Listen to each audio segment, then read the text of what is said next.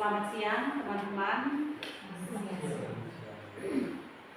Yang terhormat Ibu Kepala Sekolah yang mewakili Lakasek, teman-teman guru semua yang saya sayangi. Saya membuat rancangan bukti aksi nyata modul 1.4 tentang budaya positif, yaitu penyebaran pemahaman kepada rekan guru tentang pengalaman mempelajari budaya positif. Perkenalkan, nama saya Sri Nurrahman Lamba, calon guru penggerak angkatan 11, asal sekolah SMP 1 Atam Negeri 1 Soal, Kabupaten Ngada. Perkenalkan, fasilitator saya bernama Ibu Sivera Agustina Leperdiampani dan pengajar praktik saya Ibu Maria Gertrudis. Tadi video awal yang tadi kita nonton tentang anak India sebagai motivator dalam menggerakkan teman-temannya, itu dari dalam lubuk hati. Tidak ada karena untuk dia dipuji atau karena untuk dia mendapat suatu penghargaan, tidak. Benar-benar dari dalam hatinya bahwa dia ingin menyingkirkan halangan yang ada di depannya. Sebagai pembelajaran kita juga, kita mungkin masih ingat tentang aksi Joni ketika menaiki tiang bendera di Atambua, ketika tali bendera putus, itu tidak ada yang suruh dia. Dia dengan sukacita tuh dia naik ke atas tiang bendera dan menarik tali bendera untuk dipasang kembali ke bendera dan bendera dapat dikibarkan. Hal itu dia lakukan tuh dari dalam dirinya. Kenapa ada video pengantar tadi, teman-teman? Kita di kelas itu sering juga menghadapi siswa-siswa yang membuat kita pusing, yang membuat kita stres, yang membuat kita marah, yang membuat kita kecewa, bahkan sampai kita juga bisa melakukan tindakan yang anarkis. Apakah kita pernah refleksi? Apakah kita pernah kembali pada diri kita?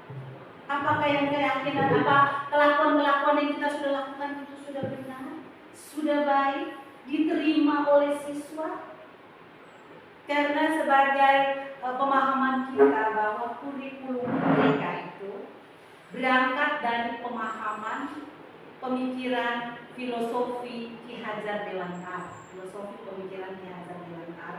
di mana kita sebagai hamba murid. Hamba di sini bukan berarti kita dicuci murid ke kaki, minta maaf mungkin kita disuap yang makan, tidak.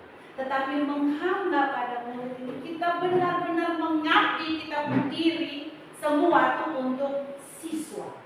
Itu kita pilih jadi guru. Kalau kita tidak mau mengabdi kepada siswa, jangan jadi guru. Jadi profesi yang lain. Masih banyak profesi yang lain.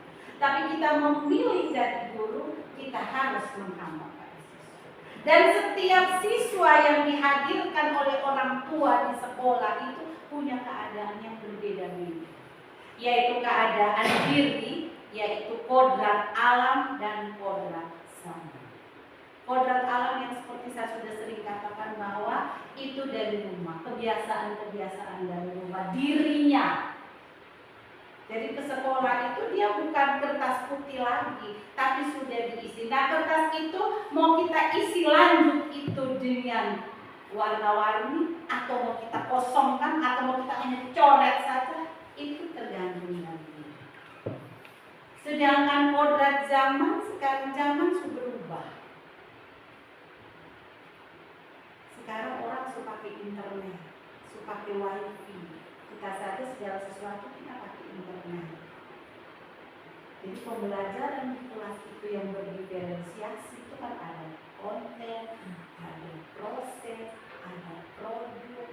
Itu kan sesuai untuk kodrat alamnya mereka.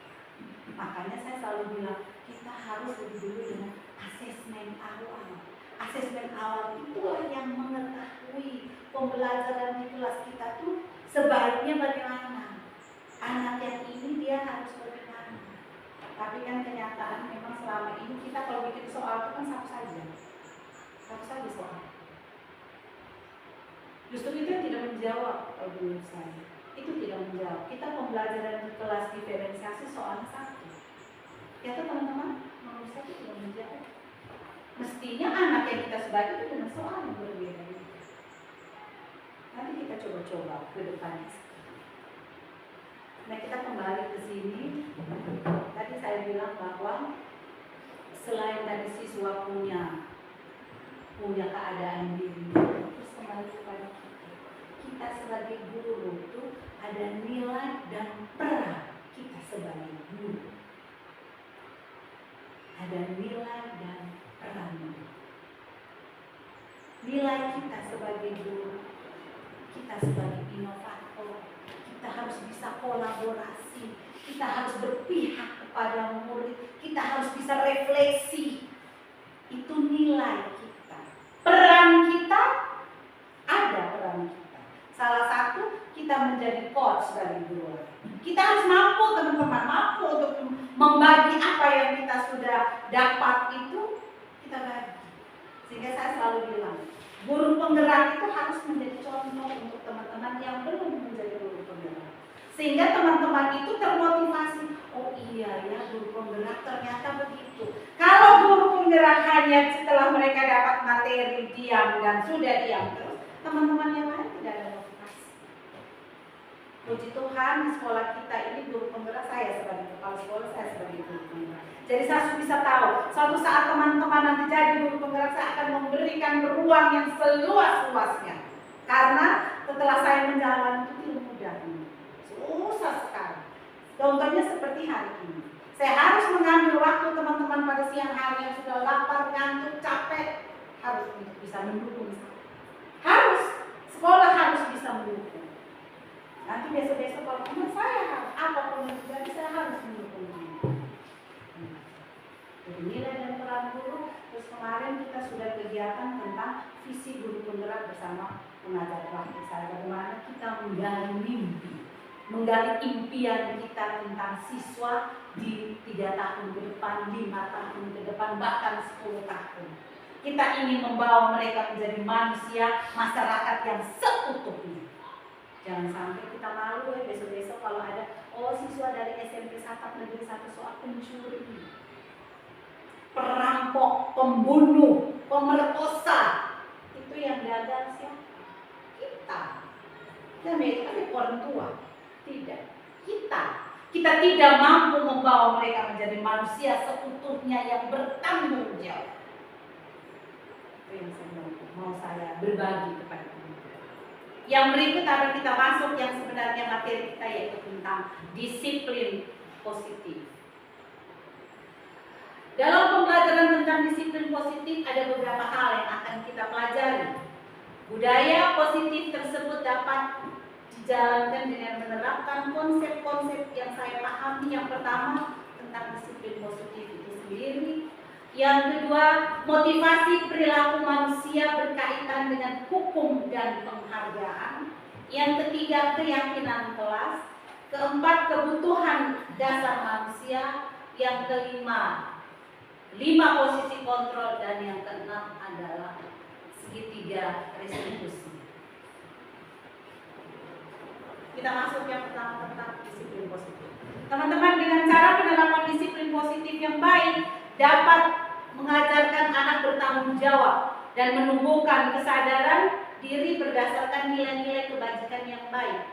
Selain itu dapat membuat murid memahami dan menyadari kesalahan berdasarkan motivasi internal, bukan akibat paksaan, ujian atau hukuman. Maksud di sini teman-teman, di kelas itu siswa tuh kadang bikin kita kecewa, kita marah, kita kesel, kita tampar sampai kita tampar, kita pukul, bahkan kita skor. Sebenarnya itu pernah saya lakukan ketika saya menjadi guru. Jadi saya kasih keluar mereka dari sekolah, dari kelas untuk pergi di perpustakaan. Saya suka lihat kamu, saya malas lihat kamu, saya jadi marah lihat kamu. Apakah hukuman-hukuman seperti itu terus itu bisa membawa hal positif? Itu hanya sesaat teman-teman. Pada saat itu dia takut karena misalnya Ibu Anita yang menjadi guru, Ibu Anita kan misalnya lembut, dia dengan karakter dia akan malas-malas. Berarti yang saya buat tadi, saya suruh dia keluar dari ruangan itu tidak mempan.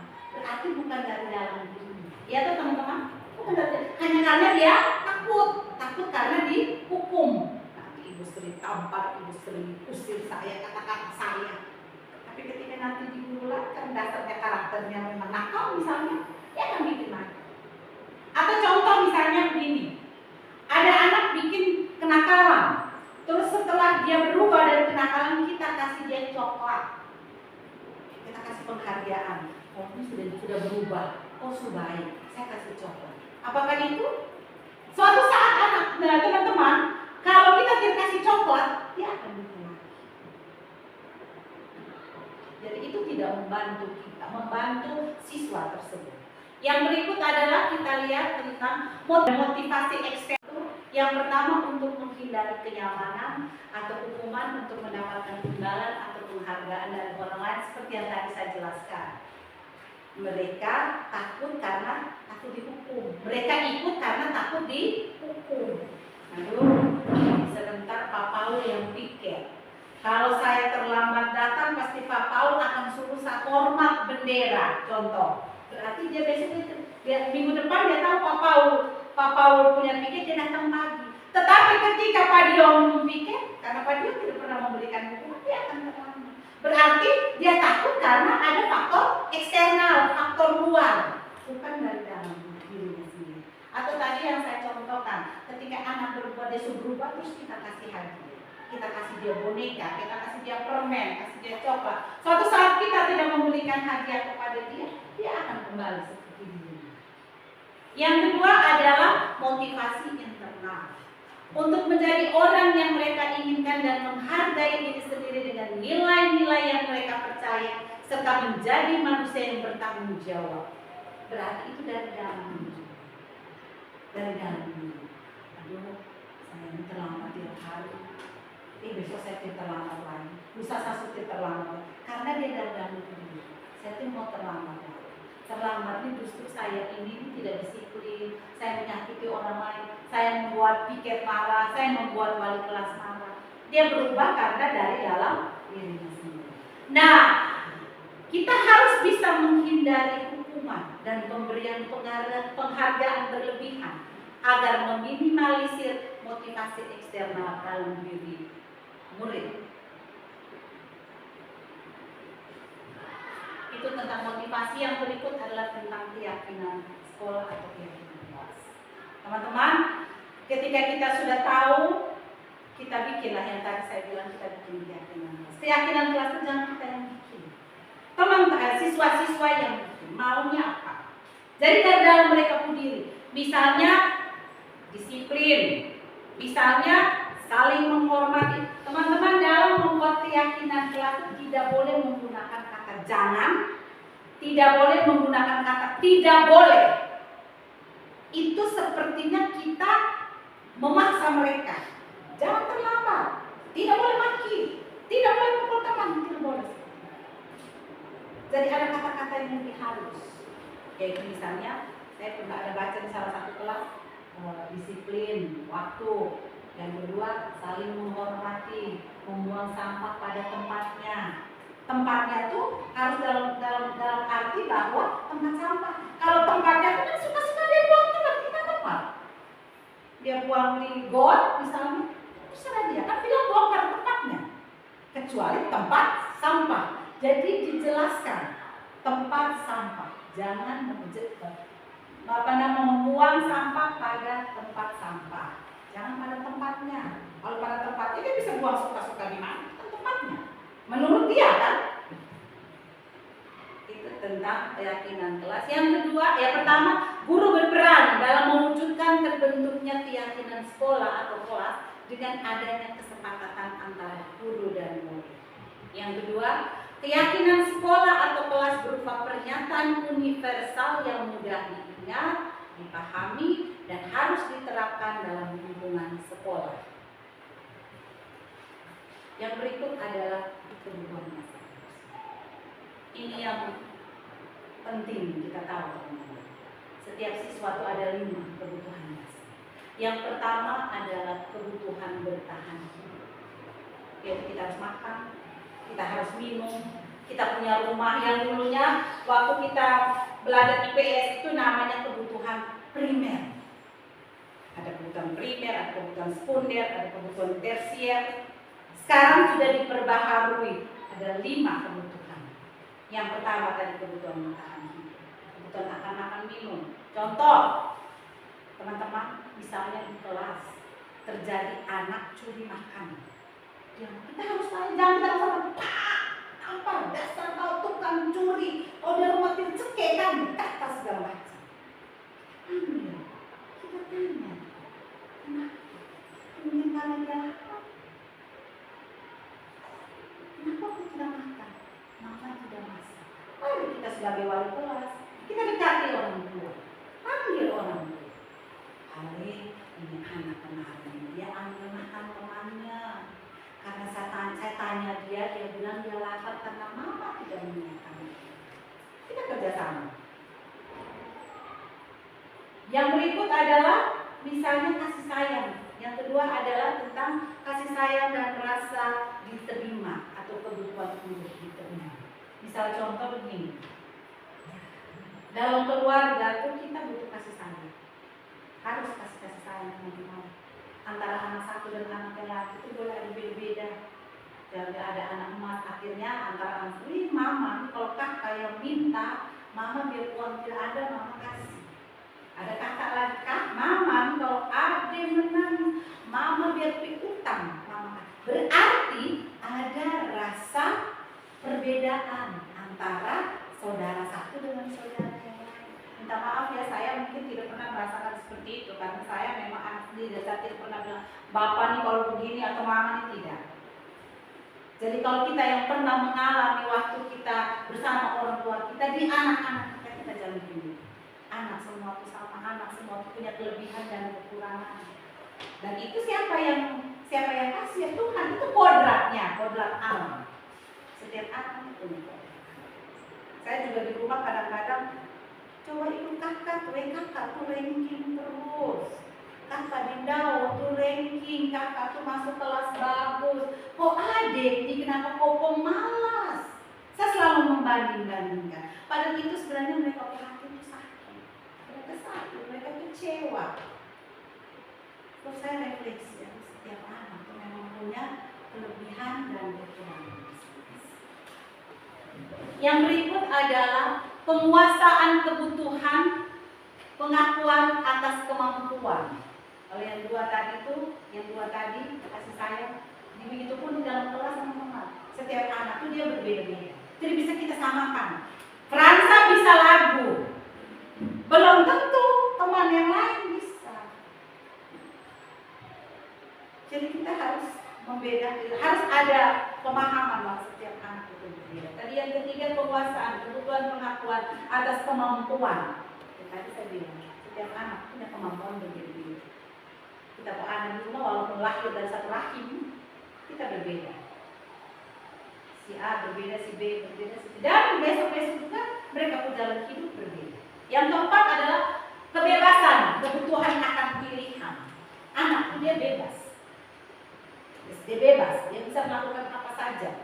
Hal-hal baru yang menurut dia menarik, itu dia suka. Saya kalau nonton ini voli atau futsal satu jantung dia mereka ini bahagia, mereka happy.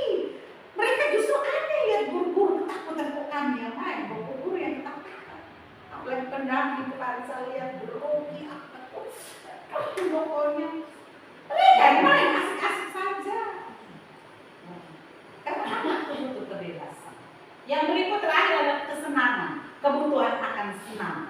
Saya ada contoh beberapa waktu lalu yang saya bilang, misalnya antara anak A dan B lempar-lempar sepatu nih. Terus kenapa Paul? Paul apa? Paul tampak? Mestinya kita tanya dulu, kenapa kau lakukan? Kami senang ibu, kami begini, kami happy. Tapi mereka melakukan karena senang. Tapi dari kelakuan mereka membuat orang lain itu tersakiti. Berarti mereka tidak menghormati orang lain. Jadi itu tentang kebutuhan. Jadi kalau kita semua menyadari ini di teman-teman, Kita tidak mungkin lagi pukul anak-anak. Kita tidak mungkin marah lagi mereka asli. Saya tuh kadang tadi saya refleksi dari Ibu Flora dan Ibu Ani, saya menangis ketika saya masuk di modul ini. Saya masuk kamar, saya berdoa, saya menangis Tuhan, minta ampun. Ampun kelas masa lalu sangat kelam. Masa lalu dalam hal ini, masa lalu yang saya pukul anak, tampar anak, popak anak. Aduh, saya salah satu guru di SMP yang paling takut. Kalau saya masuk pakai tumit, mereka bilang hati-hati. Ujung sepatu saya injak bersama. Pertama sepatu.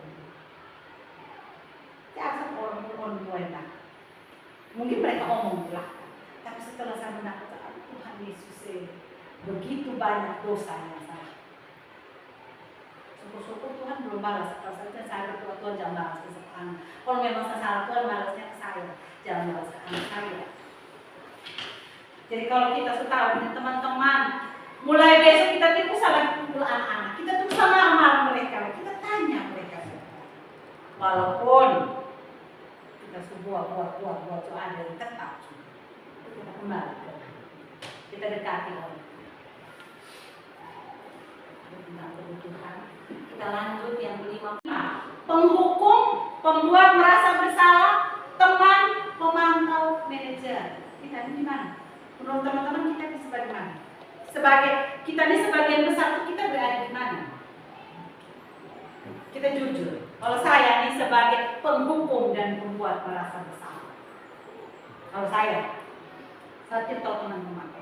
Penghukum kesiksa, dasar kau ini tahu diri. Tolong ya. Dulu saya masih jadi kepala perpustakaan di SMP 2 Soka. Anak-anak mau datang itu lihat kiri kanan muka belakang cium ketiak rambut sisir tolong. Itu saya bilang banyak dosa yang salah. Anak ini mau masuk perpustakaan kadang bikin doa satu peristiwa ada sedikit pun kita pakai pita banyak dan kita etalase di jalan. Itu salah. Ini saya sebagai penghukum dan membuat merasa bersalah. Dan anak itu merasa bersalah. Mereka kaku datang sekolah. Ibu sering pikir habis kan. Kalau pakai memang atas bau parfum, memang teh atau pakai lapis memang dengan ini. Rexona. Tidak salah. Tolong. Bau sekali dengan bau-bau putih. Bau terasi. Kata-kata yang sekali tidak. Dosa yang saya lakukan jangan itu. Cukup saya yang berbuat jangan. Jadi itu saya. Posisi saya sebagai penghukum dan pembuat perasaan. Mungkin teman-teman lain. Ya. Tapi saya juga kadang sebagai friend, bestie, sebagai teman. Saya bisa menjadi teman untuk siswa saya di sekolah. Saya anak wali setiap tahun itu pasti akan tidur di rumah. Tuh bisa berhari-hari. Suka sekali tidur di rumah. Bahkan sama mantan siswa SMA ibu kapan kali tidur lagi di orang rumah. Kok malu? Saya kan bukan guru lagi. Ibu jangan begitu. Kita nanya baca. Saya bisa begitu. Teman-teman kita di mana? Sebaiknya yang diharapkan dalam posisi kontrol sebagai guru kita sebagai manajer. Sebagai manajer satu, guru berbuat sesuatu bersama murid dengan mempersilahkan murid untuk mempertanggungjawabkan perilakunya dan mendukung murid agar dapat menemukan solusi atas permasalahannya sendiri. Kedua, murid diajak untuk menganalisis bukan saja untuk kebutuhannya sendiri, tetapi dapat melihat kebutuhan orang. Tentang fungsi kontrol. Yang keenam adalah segitiga restitusi. Apa itu segitiga restitusi? Segitiga restitusi itu penyelesaian masalah. Ada kalau di kepolisian tentang restitusi itu ada penyelesaian masalah dengan hukum. Tetapi di sini tidak. Ada segitiga restitusi itu guru berperan sebagai manajer akan menggunakan segitiga restitusi. Yang pertama yaitu menstabilkan identitas. Kita tahu dia salah. Kenapa dia buat itu? Yang kedua, validasi tindakan yang salah. Kita lihat dia tindakan yang dia buat. Kita kembali ke kebutuhan tadi, teman-teman. Kenapa sampai dia buat? Kita kembali ke kebutuhan. 5 kebutuhan tadi. Yang ketiga, menanyakan keyakinan yang kita sesuatu, yang kita sepakat tuh. Di mana tujuannya adalah menghasilkan murid yang mandiri dan bertanggung jawab. Jadi dari penjelasan saya teman-teman, nanti ada ini yang mau saya bagikan. Jadi ini hanya soal cerita, dialog antara guru dan siswa yang melakukan kesalahan. Nanti di belakang ada pertanyaan yang bisa dijawab teman-teman. Tapi teman-teman, untuk kita refleksi kembali, saya mau kita ice breaking satu sih. Kita keluar udah. Kita main tembak-tembakan. Kita main koboi-koboi. Jadi teman-teman semua kapal semua keluar, kita bentuk ini lingkaran satu saja.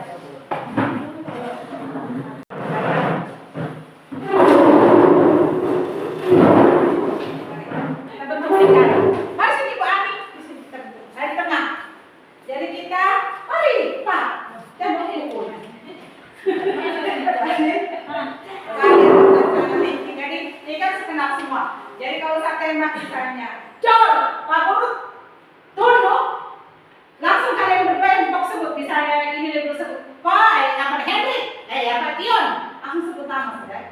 Ini Paul. Kalau saya kalian berdua dia yang menang, yang terlambat itu yang kalah. Bisa ingat ya? Langsung sebut nama saja, itu bisa pakai ibu lama. Oke, pertama kita Anda. Pak Guru, sadar, Pak Guru, tolong. Nah, ini langsung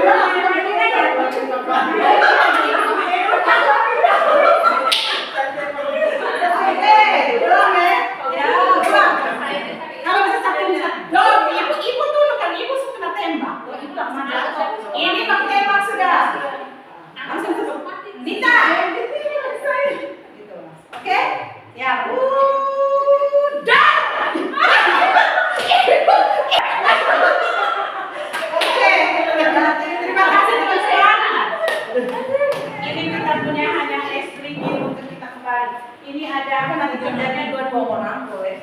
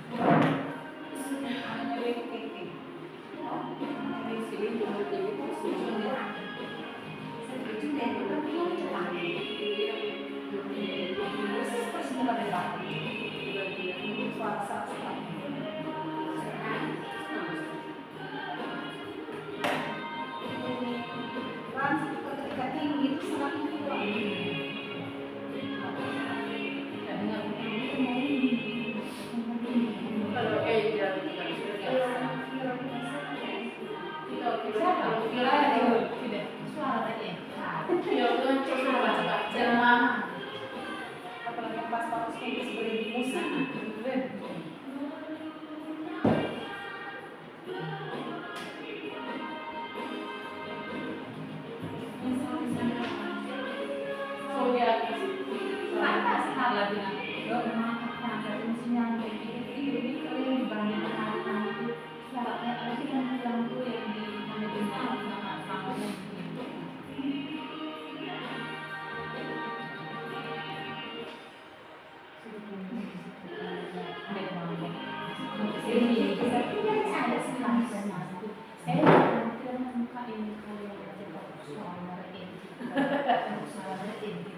Oke, teman-teman sudah bisa dari Ibu Yanti.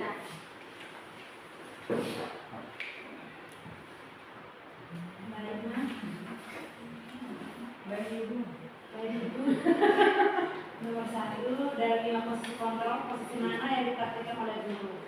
Coba jelaskan tentang posisi guru sebagai manajer, di mana guru mengajar siswa untuk mempertanggungjawabkan perilakunya. Mereka tidak bisa baik dengan kemampuan lain kita yang kelas. Nomor 2, kebutuhan apa yang berusaha dipenuhi Maria dan Adi, kebutuhan akan kesenangan dan kebebasan. Terus 3, apakah yang dikatakan guru dalam tahap menstabilitas identitas, yaitu baiklah bapak di sini bukan mencari siapa yang salah, di sini mau mencari penyelesaian sama-sama untuk memperbaiki situasi. Yang keempat, kira-kira sesuai prinsip restitusi, apa yang dilakukan Maria dan Adi itu mengindahkan keyakinan kelas.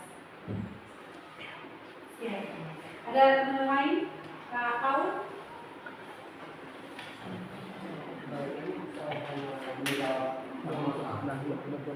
Dari 5 posisi kontrol, semuanya dipraktikkan oleh guru. Jadi menurut saya ada 2 posisi. Yang pertama, posisi kontrol yang dipraktikkan guru adalah sebagai pemantau dan manajer. Dan itu yang paling baik digunakan oleh guru. Posisi kontrol, pemantau akan membantu guru untuk memastikan bahwa murid mengikuti aturan dan norma yang berlaku di sekolah.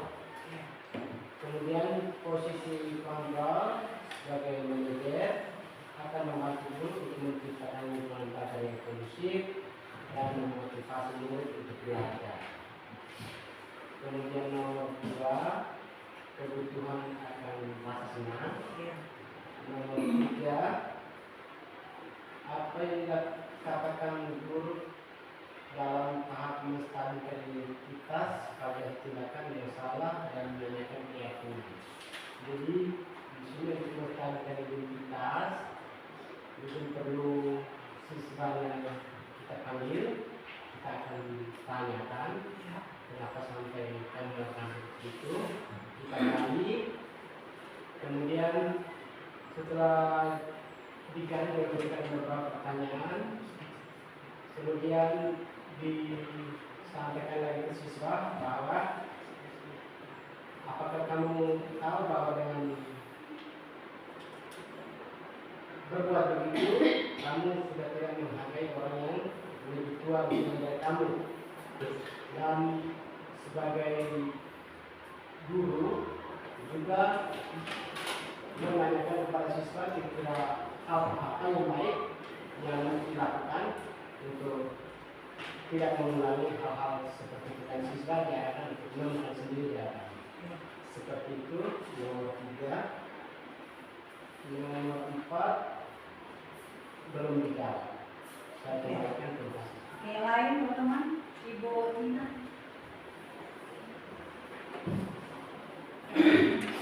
Nomor 1 dari 5 posisi kontrol, posisi mana yang dipraktikkan oleh guru? Posisi kontrol yang dilakukan oleh Pak Joko dalam hal ini dia berperan sebagai manajerial, di mana dia menyadarkan siswa dari kesalahan yang mereka lakukan. Kebutuhan apa yang berusaha dipenuhi oleh Maria dan Adi bukan kesenangan, tapi perbuatan mereka ini merugikan orang lain, dalam hal ini kepala sekolah. Apa yang dikatakan guru dalam tahap menstabilkan identitas, validasi tindakan yang salah dan menanyakan keyakinan. Menstabilkan identitas, di sini Pak Joko berperan untuk menyadarkan siswa, bukan mencari siapa yang salah, tetapi Pak Joko melakukan jalan keluar, mencari jalan keluar atau solusi untuk menyelesaikan masalah. Dan validasi tindakan yang dibuat adalah tentu masalah yang mereka buat itu pasti ada alasannya. Dan hal ini mencari kesenangan atau kebebasan mereka dalam bermain. Terus untuk keyakinan kelas, Pak Joko mengajak Mario dan Adi untuk melihat kembali keyakinan kelas yang telah mereka buat dan mengingatkan kembali keyakinan apa yang belum mereka lakukan. Nomor 4, yang dilakukan oleh Maria dan Adi untuk memperbaiki kesalahan mereka pada ibunya adalah mereka minta maaf dan berjanji untuk tidak mengulangi lagi kesalahan yang sama. Baik, ada yang beda? Mereka kelompoknya Ibu Ida. Ya, terima kasih. Untuk nomor 1 itu ada 2, guru sebagai pemantau dan guru sebagai manajer. Sebagai pemantau di sini, guru melihat pokok permasalahannya, sebab akibat dari tindakan mereka. Kemudian sebagai manajer di sini dia memahami kepribadian dari siswa tersebut. Kemudian nomor 2, kebutuhan apa di sini ada 2, kebebasan dan kesenangan. Kemudian nomor 3, yang dikatakan oleh guru juga saya di sini saya anggap ada 3 di sini yang dikatakan Pak Joko di sini. Dia melihat kedua orang tadi melakukan sebuah perbuatan yang merugikan orang lain, pertama. Tapi ketika mereka melakukan itu mereka merasa senang dengan apa yang mereka sudah berbuat.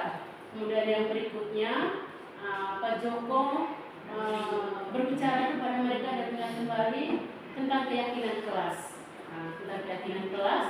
Kemudian yang berikutnya Pak Joko juga mengingatkan mereka supaya untuk saling menghormati satu dengan yang lainnya.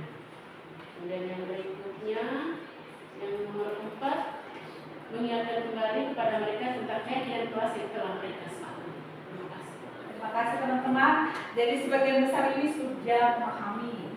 Kita lihat yang pertama dari 5 posisi yang dipraktikkan oleh Pak Joko itu dia sebagai pemantau dan sebagai manajer. Sebagai pemantau di sini misalnya dia melihat apa yang mereka lakukan. Dia kan tanya apa yang kamu lakukan. Karena dia mendengar laporan. Ya teman-teman, apa yang kamu lakukan? Mereka lakukan tadi lempar-lempar. Yang berikut sebagai manajer, di mana dia mempersilahkan siswa untuk mempertanggungjawabkan perilaku. Sudah dikontak. Nomor 2, kebutuhan apa yang berusaha dipenuhi oleh Mario dan Adi itu kebutuhan kesenangan dan kebebasan. Mereka senang, mereka bahagia, mereka bebas melakukan apa saja. Yang keempat, apa yang dikatakan guru dalam tahap menstabilkan identitas itu? Yang pertama, kita melihat apa yang mereka lakukan. Itu yang kalimatnya di situ adalah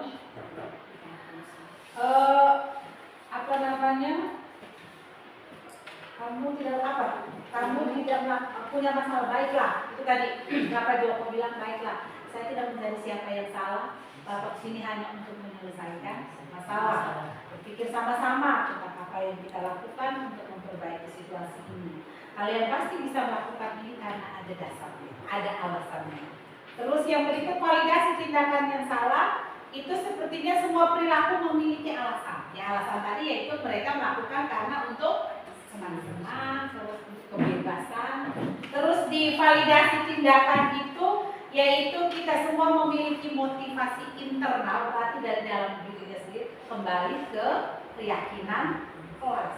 Keyakinan kelas yang mereka sudah langgar yaitu kurang menghormati atau tidak menghormati orang lain. Berarti berarti tindakan yang harus mereka lakukan yaitu apa?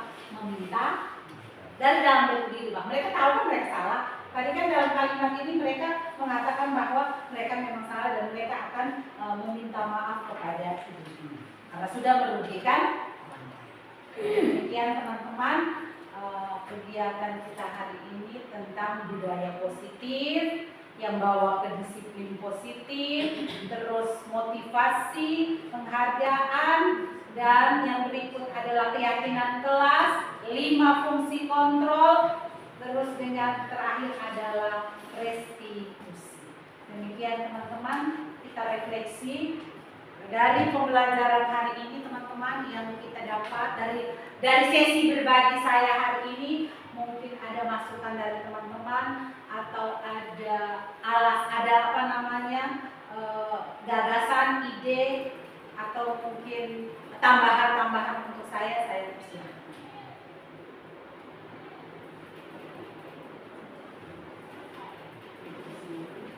Baik, terima kasih atas kesempatan yang diberikan. Terima kasih kepada ibu guru calon guru PKN ke-11 yang telah berbagi terkait isu positif yang akan bermanfaat bagi lembaga kita ini. Jadi ini saran saya ke depan, pendekatan budaya positif seperti terkait restitusi, melakukan pendekatan, melakukan validasi tindakan, kemudian mungkin cara restitusi baik yang disampaikan guru atau siswa supaya terjadi saling tidak nyaman dengan kita baik sama di kepala sekolah dan juga teman-teman. Mungkin bisa ditangani kewenangan guru yang bersangkutan, mungkin bisa temukan sendiri masalahnya. Demikian juga siswa, dan kita jangan lagi seperti cara kita bicara menghukum, marah-marah. Maksudnya kita sudah mendapatkan pelajaran ini supaya bisa diterapkan di lingkungan kita. Terima kasih, masukan yang baik juga untuk saya sebagai kepala sekolah. Jadi lebih pendekatan. Saya memang tipe kepemimpinannya seperti itu, memang tapi ini masukan juga. Jadi kalau ada masalah saya panggil. Tapi biasanya itu saya panggil dulu. Kalau 1-2 kali saya panggil tidak dipindahkan, ya dilakukan saya ngomong. Saya minta maaf. Terima kasih untuk Bapak Also kasih masukan. Mungkin teman-teman yang lain saya mohon masukan ide gagasannya sehingga bisa berubah. Sebagai guru penggerak saya bisa berubah. Atau apa yang mau kita lakukan di sekolah ini, silahkan teman-teman. Saya mohon masukannya.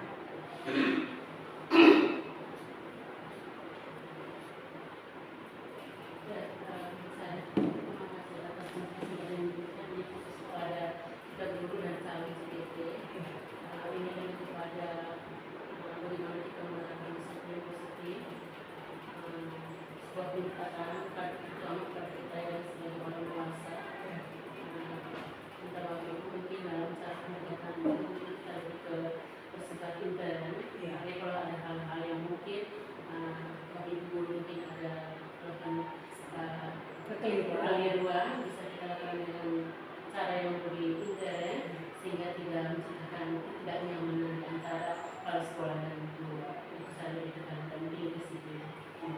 Terima kasih, itu kurang lebihnya sama dengan Bapak. Terima kasih teman-teman. Ada lagi? Kalau teman-teman tidak ada, bisa nanti pakai WA juga bisa, pakai inbox juga bisa. Kalau berteman dengan saya di FB tidak apa-apa.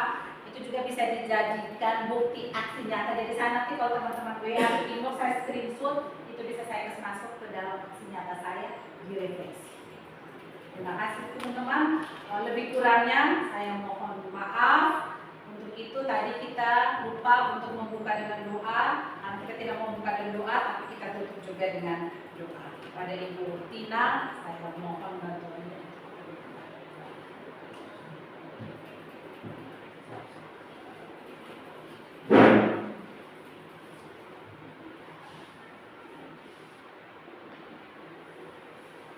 Marilah kita berdoa dan menambahkan.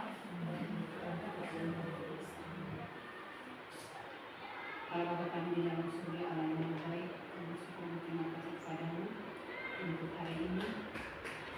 segala kesalahan yang sudah kami lakukan. Jadi sehingga pada kesempatan ini kami sudah melaksanakan kegiatan kami. Semoga apa yang kami laksanakan pada hari ini berbuah baik dalam tindakan, beristimewa dalam mendidik anak-anak kami sesuai dengan kehendaknya. Semua doa dan permohonan ini kami berikan kepadamu ya Tuhan Kristus Tuhan kami. Amin. Terima kasih pengumuman